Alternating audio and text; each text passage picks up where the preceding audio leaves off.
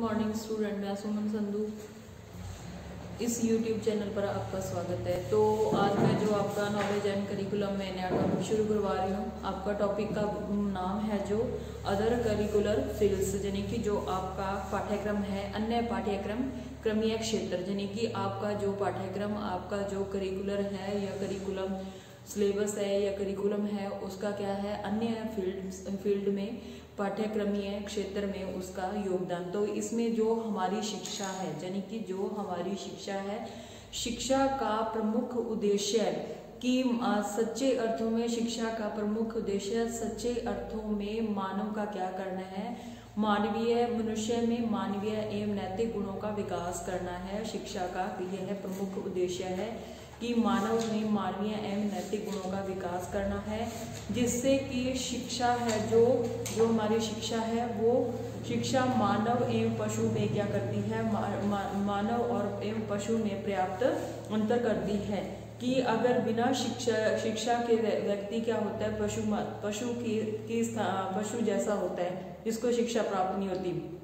तो जो हमारी शिक्षा है वो क्या करती है, मानव को पशु में पर्याप्त अंतर करती है, उसको कि पशुओं जैसा नहीं बनाती बल्कि उसको मानवीय गुण उसमें विकसित करती है। और बिना शिक्षा के मनुष्य क्या है, एक पशु के समान है। और एक शिक्षित व्यक्ति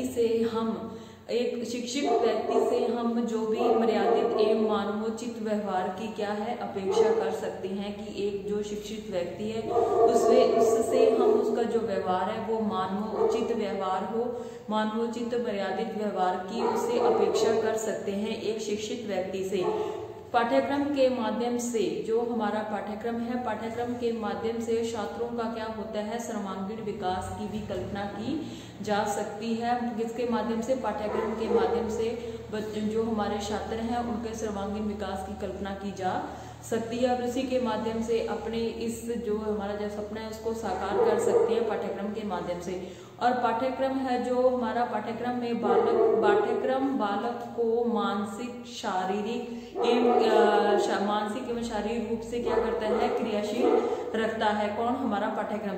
अतः उस पाठ्यक्रम का चयन किया जाए जिसमें कि छात्रों के लिए अधिक से अधिक उन गतिविधियों का आयोजन किया जाए, यानी कि हमारा जो पाठ्यक्रम है उस ऐसे पाठ्यक्रम का चुनाव किया जाना चाहिए जो कि छात्रों के लिए अधिक से अधिक गतिविधियों का क्या करे, आयोजन कर सके। ऐसा पाठ्यक्रम हमारा होना चाहिए जिनमें छात्र करके सीख सके, यानी कि छात्र खुद क्रियाशील रहे और उस कार्य को खुद करके सीख सके। और पाठ्यक्रम के माध्यम से एक और बालक में मानवीय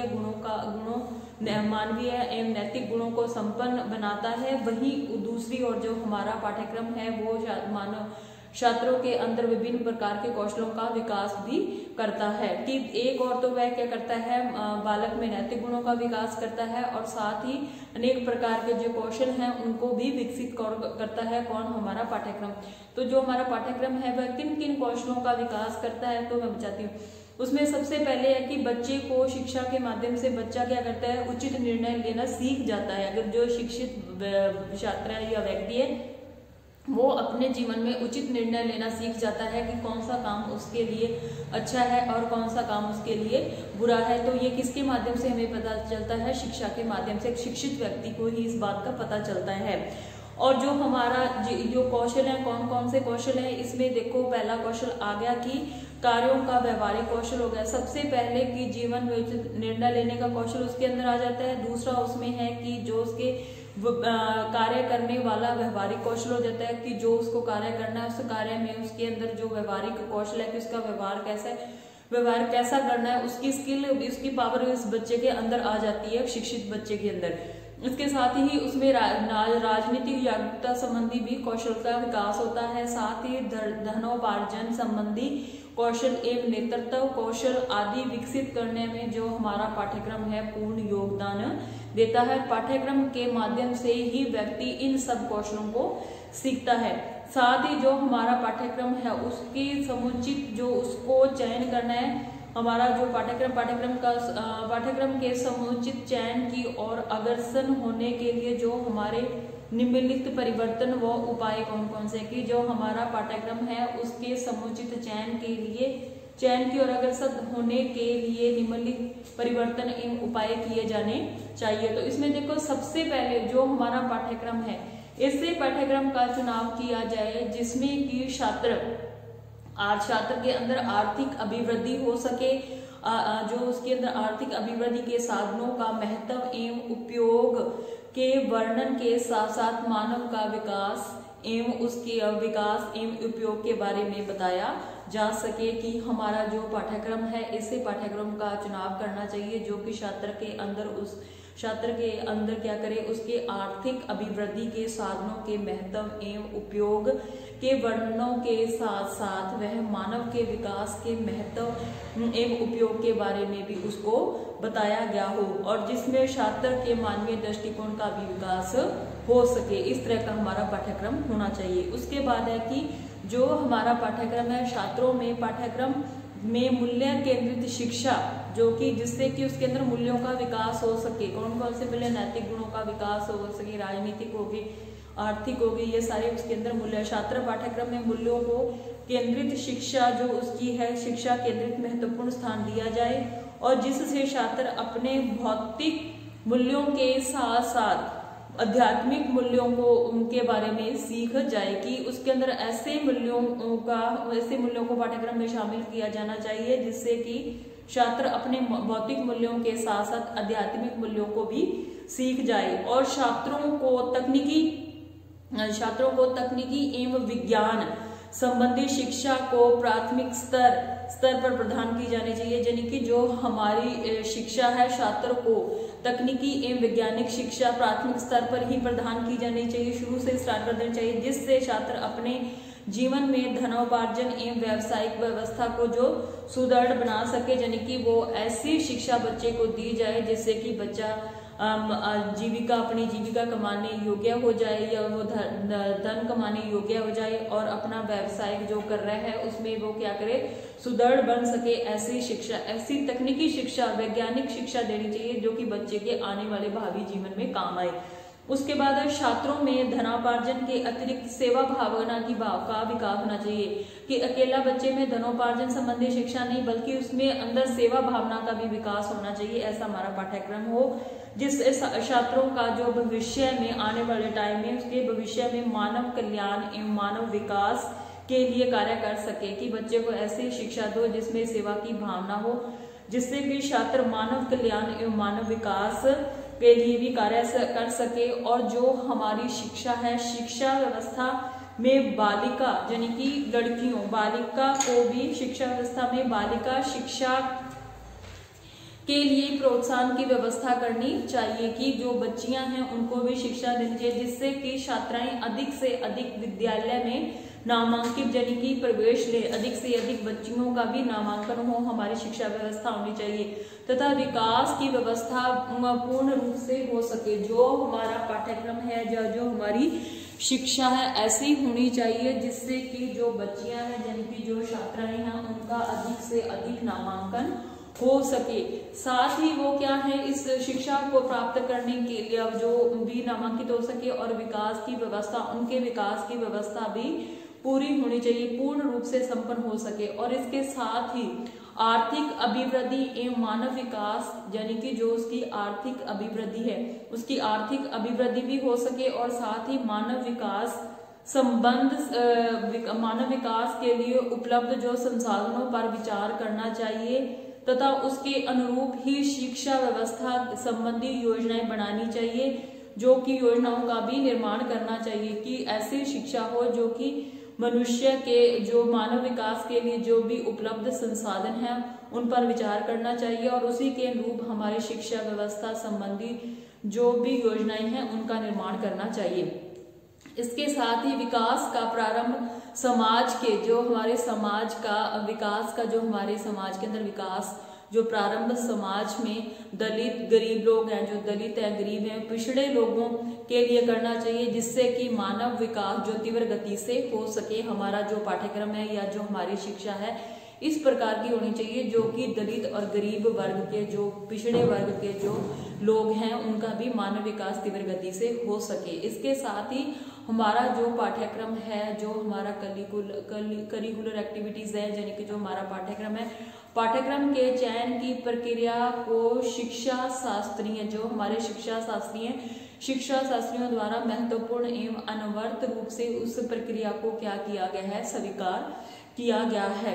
और के साथ ही हमारा जो पाठ्यक्रम की प्रक्रिया है, पाठ्यक्रम की प्रक्रिया को अनवरत मानने का प्रमुख कारण यह है कि जो हमारी औपचारिक शिक्षा है, औपचारिक शिक्षा तो बच्चा केवल विद्यालय में ही सीखता है, और जो उसकी औपचारिक शिक्षा होती है वो विद्यालय के अंदर ही रह जाती है। लेकिन बच्चा जैसे ही विद्यालय से बाहर जाता है तो वहां पे उसकी जो अनौपचारिक शिक्षा है वो शुरू हो जाती है, और इस प्रकार वो अपने अनौपचारिक शिक्षा के माध्यम से छात्र क्या करता है, अपने जीवन भर के जो कार्य है उसको सीखता है, जो उसकी अनौपचारिक शिक्षा है उसके माध्यम से। और विद्यालय में सीखे हुए जो उसने ज्ञान सीखा, यानी कि जो उसने औपचारिक शिक्षा की है, सीखे हुए ज्ञान को जब छात्र समाज में उसका प्रयोग करता है, जो उसने विद्यालय में सीखा हुआ है उस ज्ञान का अगर वह समाज में प्रयोग करता है तो छात्र को अनेक प्रकार के क्या होते हैं, नवीन यानी कि नए नए अनुभव होते हैं। और इन्हीं अनुभवों के आधार पर वो सीखे हुए ज्ञान के जो उसके अनेक तथ्यों को उसमें क्या करता है, जोड़ता है एवं घटाता है। दोनों तरीके के काम वो करता है। उसमें जो उसने विद्यालय में सीखा हुआ है उन सीखे हुए कार्यों में से वह उनका प्रयोग समाज में जब वह करता है, उसमें से सीखे हुए ज्ञान में से वह क्या करता है, कुछ तथ्यों को जोड़ता है और कुछ तथ्यों को उसमें से क्या करता है, घटाता है। जैसे कि उनका मानना है कि वह ईश्वर के प्रसाद को, जैसे उदाहरण के तौर पे बता रही हूँ आपको कि जैसे किसी को ईश्वर का प्रसाद यानी भगवान का प्रसाद दिया जाता है तो वो बच्चा क्या करता है, उसको बड़े ही आराम से ग्रहण करता है।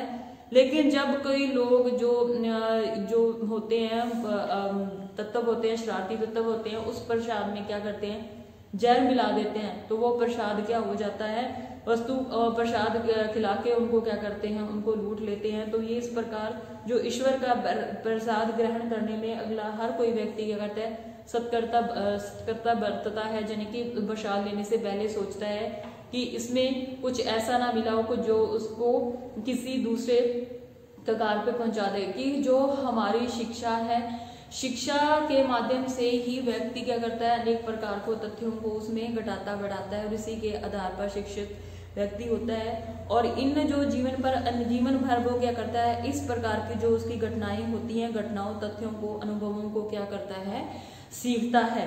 और इसलिए पाठ्यक्रम को जीवन पर्यंत वो क्या चलने वाली एक प्रक्रिया के रूप में उसे क्या किया जाता है, स्वीकारा जाता है। और के साथ ही हमारा जो मैंने आपको जो अभी पाठ्यक्रम के बारे में जो बताया है कि उसके बहुत सारे क्षेत्र हैं या उसका बहुत सारा एरिया जिसके माध्यम से हम क्या करते हैं, उसमें बदलाव कर सकते हैं। तो चयन की प्रक्रिया को समझने से पूर्व हम निम्नलिखित बिंदुओं का क्या करते हैं, सहारा लेते हैं। तो सबसे पहला पॉइंट जिसमें आपका आता है कि प्रजातंत्र के लिए आशाएं एवं अनिवार्यताएं। इसमें आपका पहला पॉइंट है प्रजातंत्र। जो हमारी प्रजातंत्र यानी कि जो हमारी जनता है, जिस समाज में हम रहते हैं, प्रजातंत्र जो हमारी प्रजातंत्र है, प्रजातंत्र में के लिए आशाएं एवं प्रजातंत्र के लिए आशाएं प्रजातंत्र के लिए आशाएं एवं या अनिवार्यताएं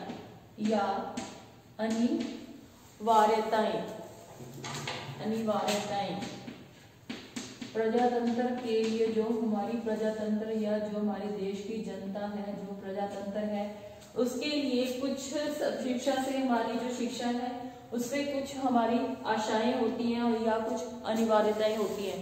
तो इसमें देखो कि जो हमारा पाठ्यक्रम है, पाठ्यक्रम के चयन की प्रक्रिया के अंतर्गत, जो हमारा पाठ्यक्रम है उसके चयन की प्रक्रिया के अंतर्गत सर्वप्रथम छात्रों में क्या किया जाता है, प्रजातांत्रिक मूल्यों के बारे में उसे विचार करना आवश्यक होता है कि जो उसने पाठ्यक्रम का चयन किया है उसको बिल्कुल उसकी स्वतंत्रता है, उस पर वो विचार कर सकता है।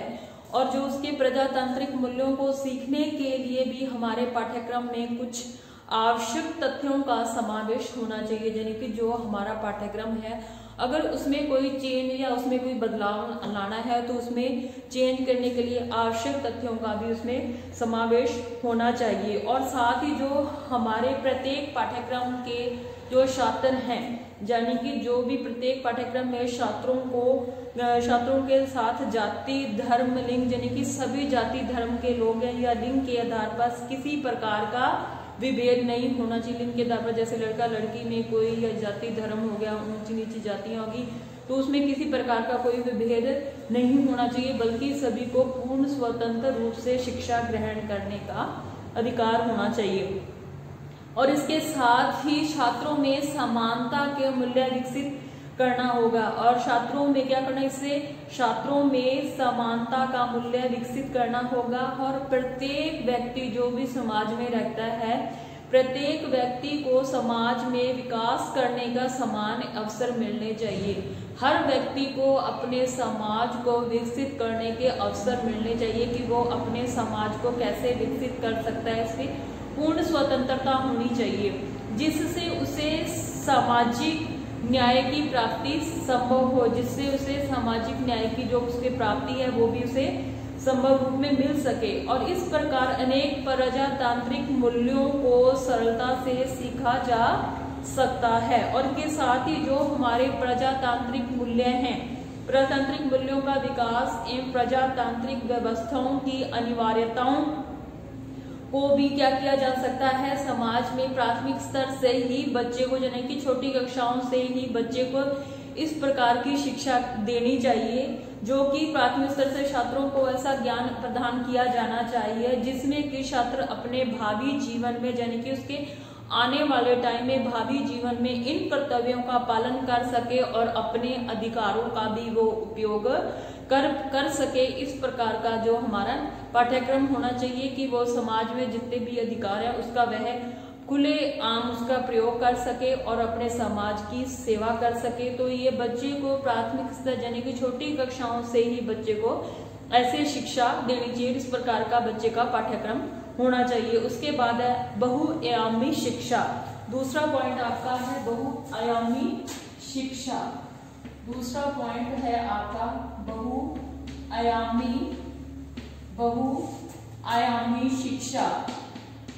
बहुआयामी शिक्षा इस प्रकार की जो हमारी शिक्षा है, पाठ्यक्रम के चयन के लिए की प्रक्रिया के अंतर्गत जो हमारा पाठ्यक्रम है, पाठ्यक्रम में बहुआयामी शिक्षा के जो तथ्यों का समावेश होना चाहिए, यानी कि बहुत सारे जो आयाम है हमारी सोच है उनका क्या करना है, शिक्षा के तथ्यों का जो समावेश उसमें होना चाहिए, जिससे कि छात्रों का सर्वांगीण विकास संभव हो सके।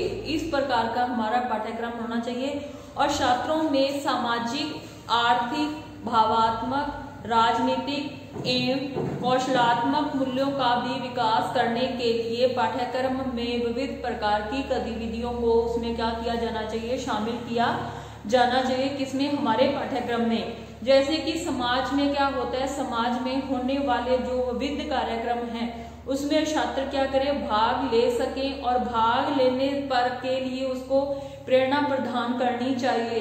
इससे छात्रों में क्या होता है, जो हमारी सामाजिक व्यवस्था संबंधी जो भी विविध कार्यों का ज्ञान होता है, इसी प्रकार छात्रों में जो हमारी शिक्षा है, शिक्षा छात्रों में जो उसके शिक्षा के माध्यम से अपने जीवन कौशलों को क्या करता है, बच्चा विकसित करने का कार्य किया जाएगा, जिससे कि छात्र अपनी विविध प्रकार की जो उसकी परिस्थितियां हैं, जिन परिस्थितियों में वह रह रहा है, परिस्थितियों में उचित एवं तर्क संगत निर्णय ले सके। और बहुआयामी पाठ्यक्रमों के माध्यम से छात्रों में नागरिकता के गुणों का भी विकास होगा, जिससे कि वह देश एवं समाज दोनों के लिए उपयोगी एवं नागरिक सिद्ध हो सके। और प्रशासन जो अपना हमारा प्रशासन है, प्रशासन में अप्रत्यक्ष रूप से सहयोग कर सके। और बहुआयामी पाठ्यक्रम के माध्यम से वह आदर्शवादी एवं आध्यात्मिक मूल्यों का भी उसमें मूल्यों के साथ साथ उसमें भौतिकतावादी मूल्यों का समन्वय स्थापित किया जा सकता है। और इसी प्रकार से जो हमारा पाठ्यक्रम है, इसी प्रकार प्रत्येक छात्र को बहुआयामी पाठ्यक्रम के माध्यम से एक और सफल नागरिक बनाया जा सकता है कि जो हमारा पाठ्यक्रम हो वो बहुआयामी होना चाहिए। तो मैंने जो आज आपको इसमें बताया था कि जो हमारा पाठ्यक्रम ये है उसके क्षेत्र यानी कि उसकी फील्ड्स हैं, क्षेत्र है, एरिया बहुत बड़ा है। तो जो हमारी शिक्षा है, शिक्षा का मुख्य उद्देश्य यही है कि वह मनुष्य के मानव के अंदर मानवीय गुणों एवं नैतिक गुणों का विकास कर सके। और जो हमारी शिक्षा है, शिक्षा ही मनुष्य को पशुओं से क्या पर्यंत अलग करती है, क्योंकि जो शिक्षित व्यक्ति होता है, शिक्षित व्यक्ति से हम यह उपेक्षा करते हैं कि उसके जो विचार होंगे या वो किसी से बोलेगा तो वो जो उसका व्यवहार होगा वो मर्यादित और मानवोचित होगा, कि मानव के उचित व्यवहार होगा, अच्छा व्यवहार होगा। और अच्छा व्यवहार वही व्यक्ति कर सकता है जिसको की शिक्षा मिली होती है। और शिक्षा के आधार पर ही वह जीवन में विभिन्न प्रकार के कौशलों को सीख सकता है।